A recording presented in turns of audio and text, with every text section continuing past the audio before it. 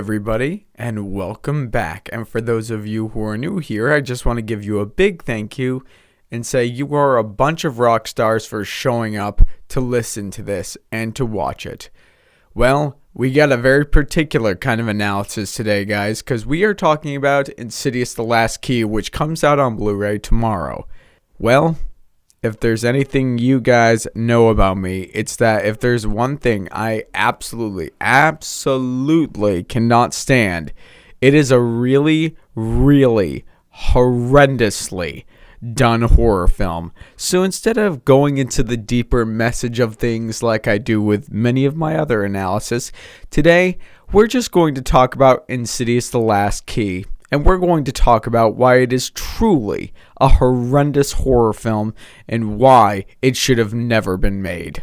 Alright, to start off here, number one, when it comes to horror, if you want your audience to be engaged, if you want them to be entertained and to keep watching, to not be bored, like say in the previous Insidious films, you do not need to bore them. Don't bore them, don't take the mythology that they know, or don't create a mythology that's interesting, and make the people who are watching your film not interested in it. And unfortunately, in Insidious The Last Key, that's what happened here. Every element that we've grown to love with the previous Insidious films was taken, and it was kind of destroyed.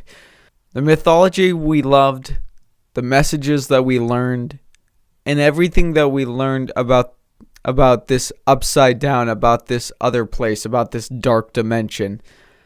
It just wasn't scary. It wasn't really all that interesting anymore. And it's just sad what they decided to do with it.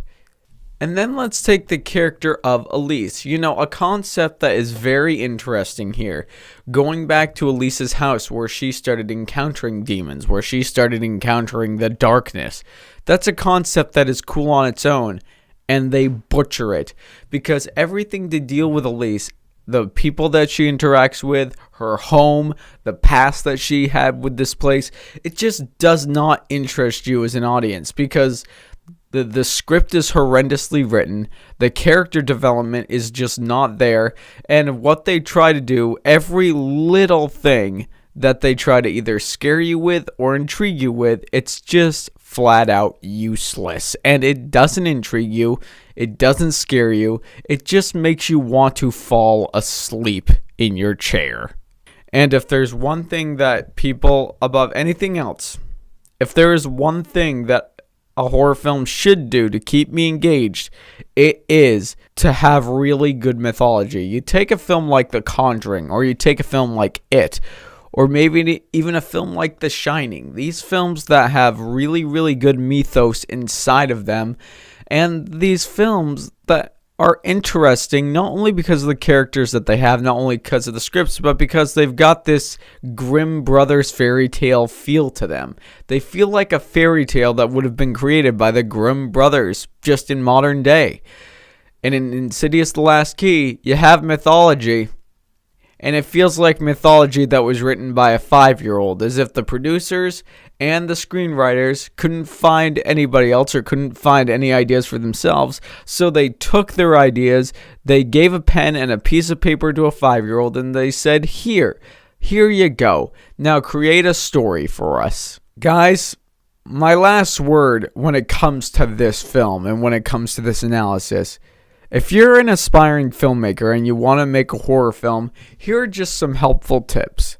Make sure you have believable, realistic characters that your audience, whoever they are, is going to connect to. You don't have jump scares galore like this film did.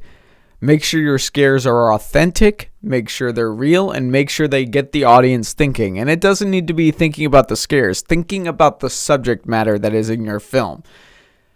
Create a creature, create your mythology. If nothing else, make your mythology something impactful and something that people are going to remember. And just as a little side note, make sure your character development is on point, and along with believable characters, make sure you write a script that is going to be believable. But guys, that is really all I have to say about Insidious The Last Key. I don't really enjoy talking about this film all that much because I love the previous 3 Insidious films, and this film just took everything I loved about those films and threw it in the garbage. I start to question whether the other 3 are actually good now. As always, guys, it is what you say that matters, so be sure to leave a comment, tell me what you think of it, and if you like this analysis, be sure that you get out and pass it around. You guys are all a bunch of rock stars. I love each and every single one of you. Thank you so much for showing up, and if you've enjoyed what you've seen here and you're new here, feel free to click right there and subscribe and become part of the fray of nerds who love cinema. Thank you guys so much for showing up and for listening and watching this analysis, and I'll see you all next time.